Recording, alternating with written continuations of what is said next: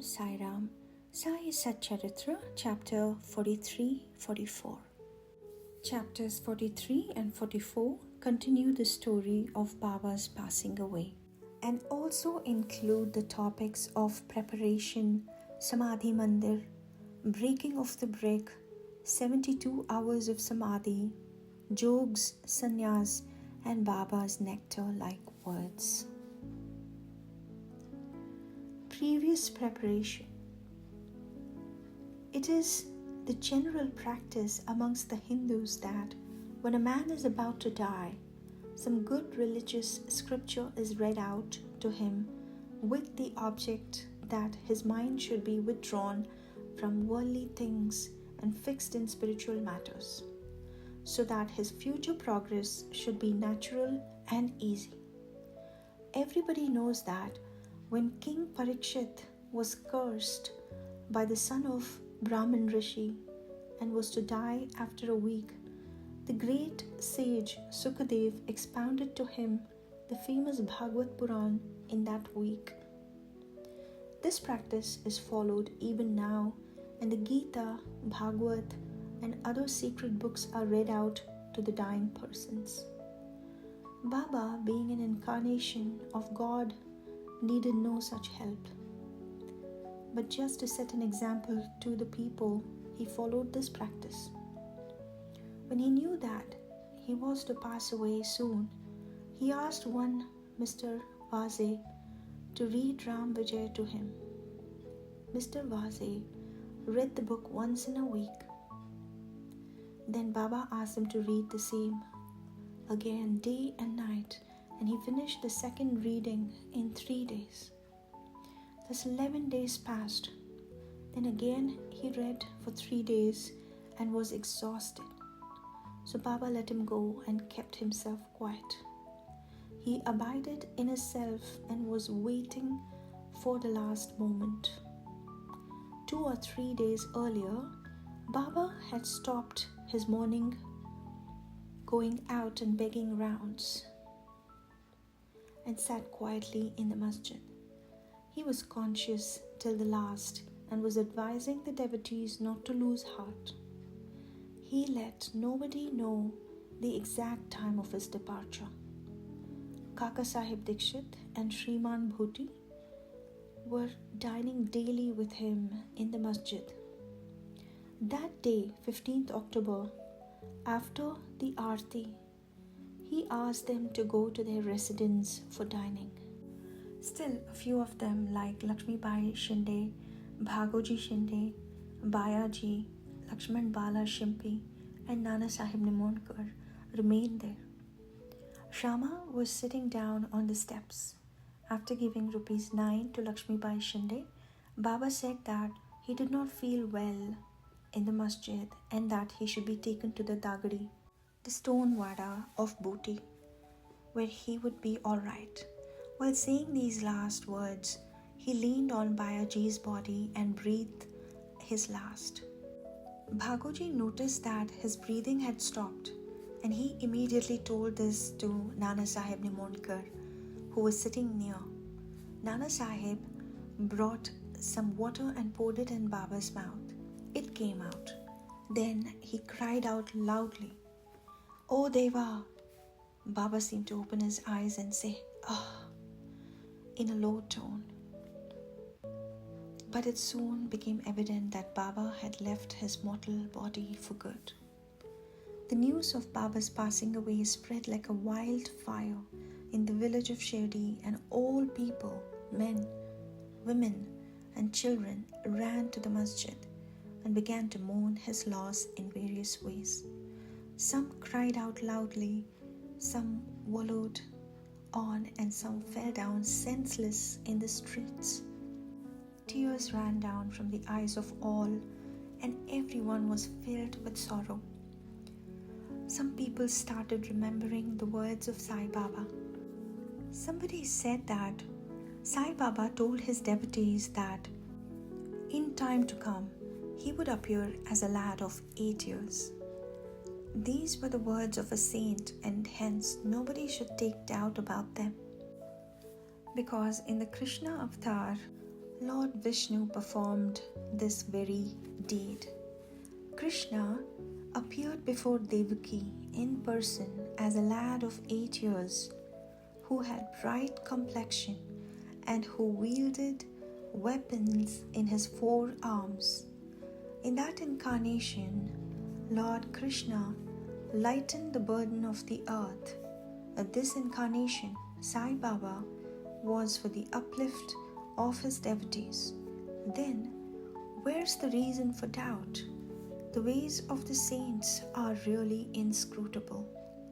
This contact of Sai Baba with his devotees is not only for one generation, but it is there for the last 72 generations. Generating such ties of love, it appears that Sai Baba had gone for tour and his devotees had a firm belief that he will return soon. Then the question arose, how to lay Baba's body to rest? Some Mohammedans said that the body should be interred in an open space and a tomb built over it. Even Kushal Chand and Amir Shakkar shared this opinion. But Ramachandra Patil, the village officer, said to the villagers with a firm and determined voice, "Your thought is not acceptable to us. Baba's body should be placed nowhere except in the Wada." Thus people were divided on this point, and discussions regarding this went on for 36 hours. On Wednesday morning, Sai Baba appeared to Lakshman Mama Joshi in his dream and, drawing him by his hand, said, "Get up soon. Bapu Sahib thinks that I am dead and so he won't come. You do the worship and the Kakad Aarti." Lakshman Mama was the village astrologer and the maternal uncle of Shama. He was an orthodox Brahmin and daily worshipped Baba first in the morning and then all the village deities. He had full faith in Baba.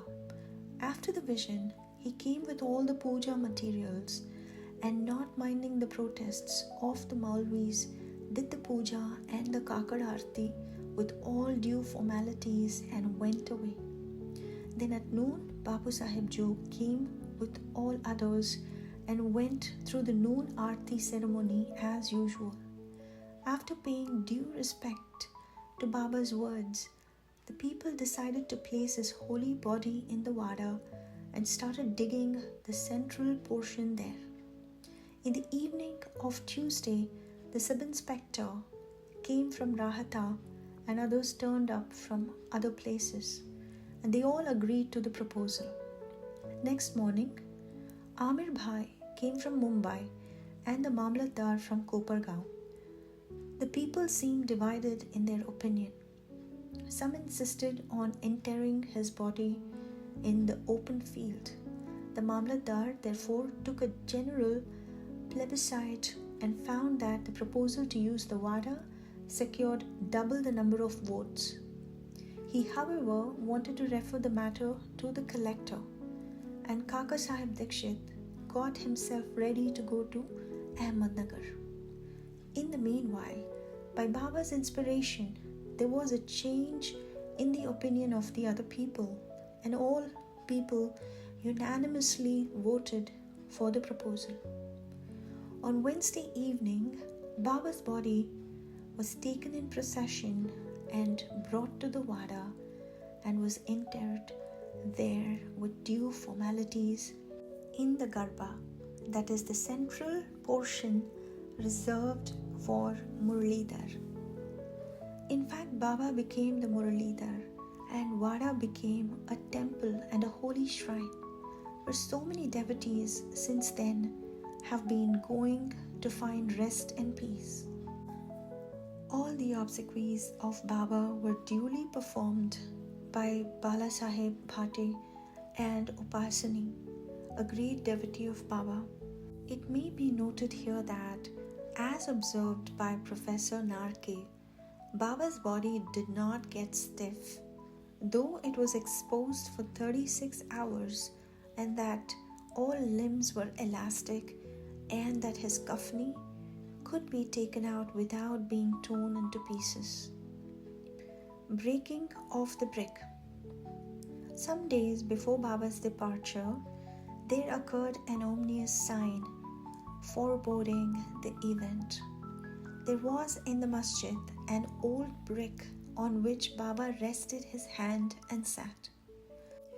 At night time, he leaned against it and had his asan. This went on for many years. One day, during Baba's absence, a boy who was sweeping the floor took it up in his hand, and unfortunately it slipped and fell down and got broken into 2 pieces. When Baba came to know about this, he bemoaned its loss, saying, "It is not the brick, but my fate that was being broken into pieces. It was my lifelong companion. With it, I always meditated on the self. It was as dear to me as my life. It has left me today."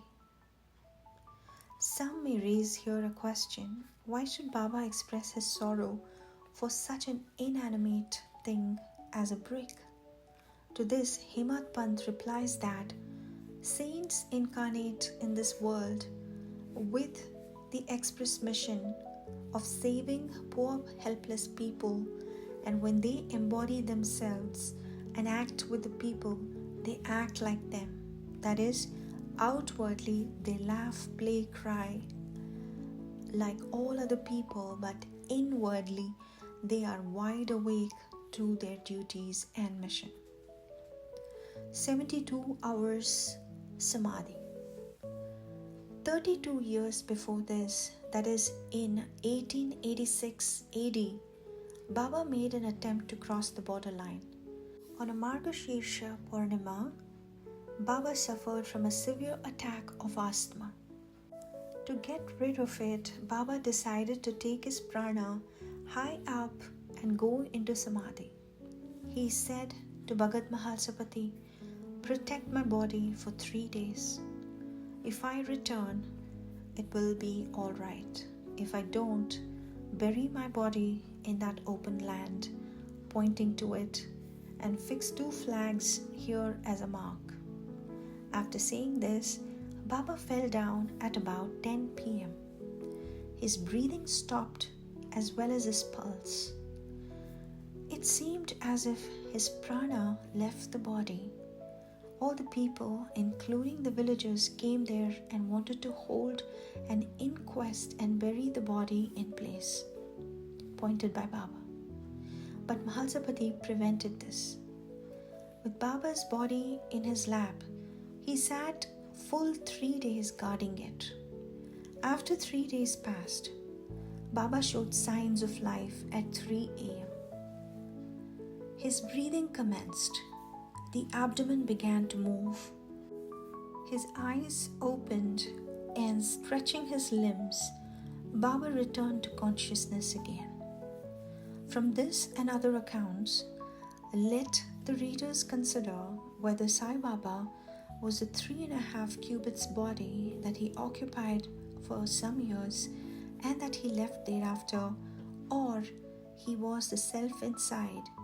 The body composed of the 5 elements is perishable and transient, but the self within is the thing, absolute reality, which is immortal and intransient. This pure being, consciousness or Brahma, the ruler and controller of the senses and mind, is Sai. This pervades all things in the universe, and there is no space without it.